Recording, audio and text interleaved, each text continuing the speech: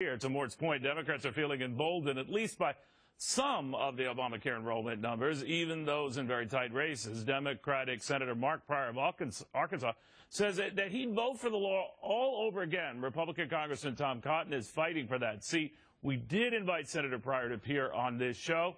He wasn't available, but we might have him later this week. In the meantime, to the good congressman right now and what he makes of these latest developments, particularly the division among Democrats. What do you make of that? Good afternoon, Neil. It's great to be on. I was frankly very surprised by Senator Pryor's comments last week that he would vote for Obamacare all over again. Obamacare is massively unpopular in Arkansas. Large majorities of both parties oppose Obamacare, just as they did 4 years ago when Senator Pryor cast the decisive vote for it. And it just goes to show that despite the double or even triple-digit increases that Arkansans are seeing in their premiums, or the loss of health insurance, or the loss of access to their doctor, Senator Pryor just still doesn't get it. He doesn't understand. Well, he says that you don't get it, Congressman. He's saying you don't get it, and that if you endorse the conservative budget that is out there, the Paul Ryan budget, that would gradually lift the Medicare eligibility age to 70, you're going to do a whole lot more to hurt folks than he's doing now. You say what?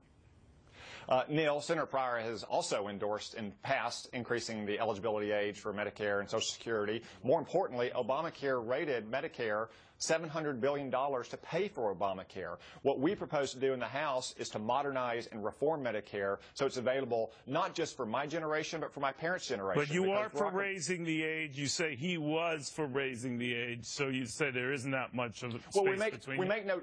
We make no changes for those who are in or approaching retirement and eligible for Medicare. But for my generation, for people who are decades away, who are living longer than we ever have in America, then yes, we do need to modernize these programs to make sure that they can continue to fulfill the promises we've made to all Americans. Congressman, you know, Republicans have always been in a rock and a hard place when it comes to criticizing this law, when they say, all right, well, what would you do? Now, there are at least 4 viable Republican plans, particularly in the Senate, that Harry Reid has simply not taken up.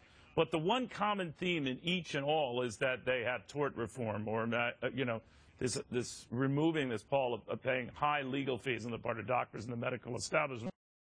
Would you compromise any of that to get any bill, any Republican measure forward? Because that seems to be a non-starter with Democrats.